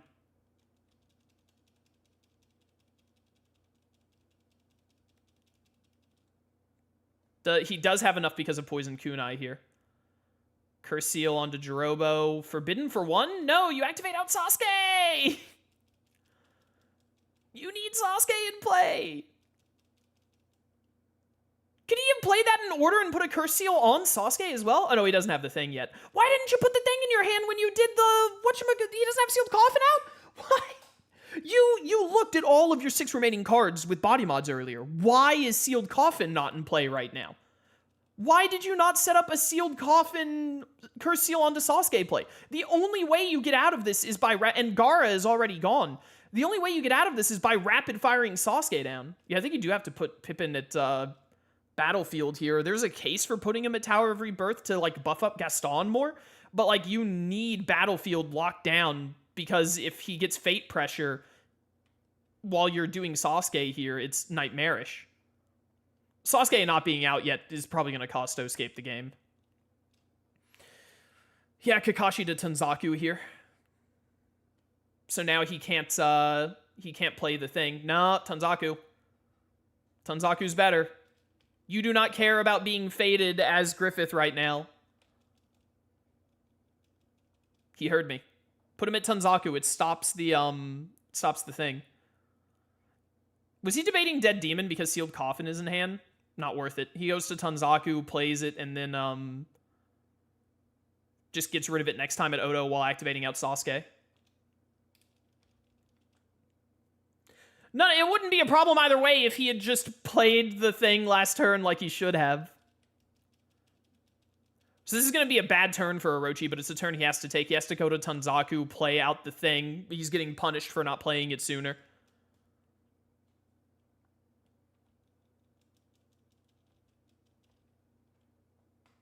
You can get out another Demon Horde, why not? He might actually... Nah, Griffith or Casca is coming up. He shouldn't be able to clear all 3 of these in one go, so you have to go to Tanzaku, play the thing, and then get rid of Dead Demon the following turn. You have to. If he discards his hand here with Dead Demon, he loses. Yep, get the Coffin out. And then only discard cards if you think they're really good and you want to try and pick them back up in the reshuffle after Dead Demon, because Dead Demon will be post-reshuffle. I find it hard to see Orochi pulling this out. It's not impossible, but, like, look at this Griffith setup. Oh my goodness. I would be surprised. I would be very surprised. Casca could be if Casca is the bottom card in the Fate deck, it's literally over. There goes Gaston. And no allies are discarded, right? Is that how Demon Horde works? Yeah, not discarded. They're not replays like, what's-his-face? Yeah, Doc is checking to see that interaction. They're not discarded, so he doesn't get the trigger. Dragonfly has game on board. He just has to have a challenge and Idea of Evil's Will in hand.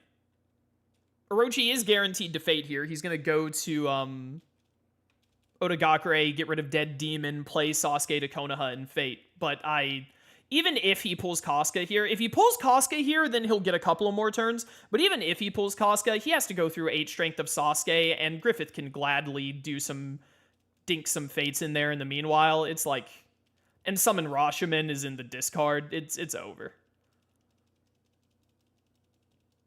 I think that Oscape made some misplays here in definitely made some misplays in his Orochi early game here that have really cost him. He did get Casca though. Cover the gain 3. Give him less power to work with.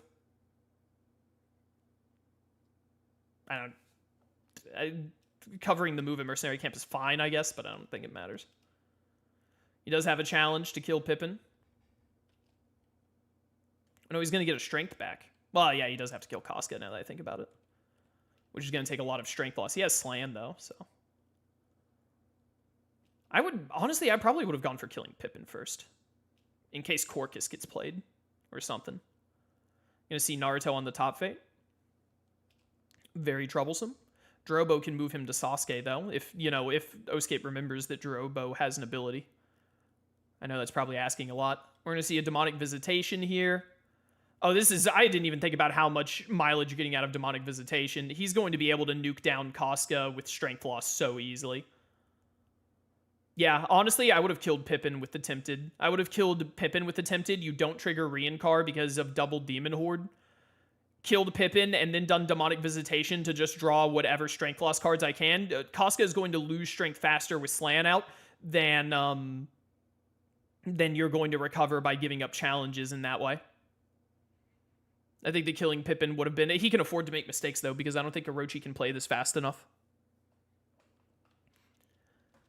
Do not think Orochi can play this fast enough.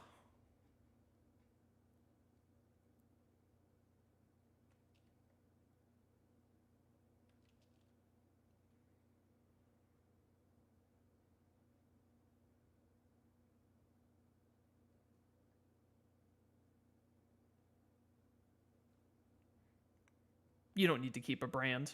Do you really think you're going to need to fate next turn, bro? You won't be able to clash while doing it because Pippin is there, so you can't play the brand and also kill Pippin and clash Rickert, etc. It's like you don't need a brand turn. You're going to go to Tower of Rebirth, if anything. He can't fate you here, unless he uses Mond on Naruto, at which point I might literally stop the recording. I'd be so disgusted. What on earth are you doing at Forest of Death this turn, bro? Was he going to nuke Naruto to 0? No, he's going for Sasuke. Nuking Naruto to 0 and playing Manda into the free Naruto kill might actually not be the worst thing of all time. But no, I think he's just going to have Manda kill Naruto. Which means Manda doesn't actually kill Naruto, he just moves Naruto to the right. Ugh. Well, at least he knew to give Sasuke another. He could have put Naruto at 0. Did you clash him? You didn't even take the fate turn? Oh my goodness. Well, there goes Pippin. And then do you have a strength loss card for Rickert here? No, he's just going to hit Casca. Am I stupid? He can't dink Rickert here. Why did he do this from here? Why are you doing this at Battlefield? Hello?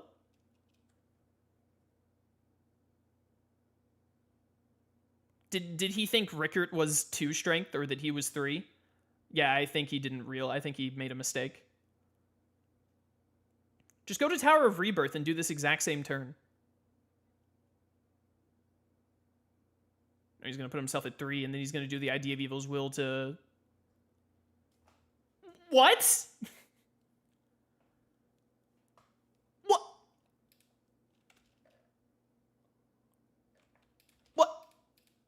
Rickard alive? What? Why didn't you have the Demon Hordes kill Pippin and then clash Rickard? Am I insane? Am I losing my mind? Is this the worst game of Anime Villainous in the tournament? What is going on? It doesn't matter if you put Guts here. It's literally one move. Why is Rickard alive?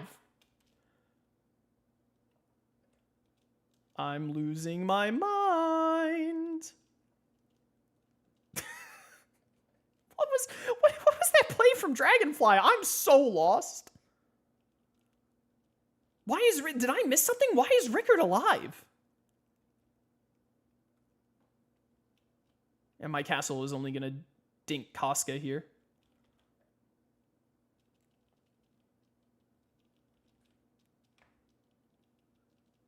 Yeah, Manda eats. You should play out your hand first. Get to 3 power and then... Why? No! Did you just, like, not have anything to play?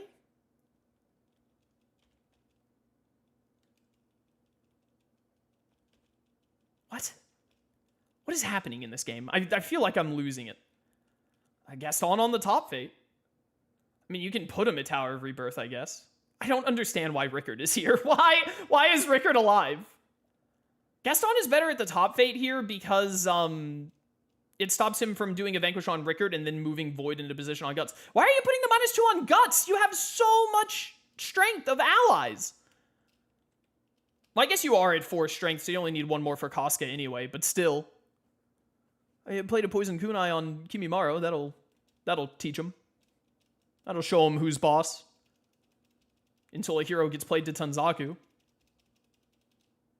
He could have hard played out Kabuto and then killed Kakashi? What on earth is happening, bro? Hard playing Kabuto to Tanzaku is way better than another kunai on Kimi. Hey, there's the big Eclipse play. So Casca's dying here. Do you have a Vanquish via challenge to get Guts out of here? Yeah, the deck is reshuffled, so... Yeah, kill Guts and Casca here, and then you threaten game. You do trigger the Reincar, but it doesn't really matter. He's not going to be able to kill Sasuke fast enough here. This game is going to get a little bit closer than I thought it would get, to be honest. Mostly because I don't know what Dragonfly is doing in this Griffith endgame. Why is Rickard on the board? It should just be Gaston on the board at the end of this turn. And Kitamaro and Manda. He doesn't have the power to afford Kabuto. Kabuto should be at Tanzaku, but that's a whole other discussion. All right.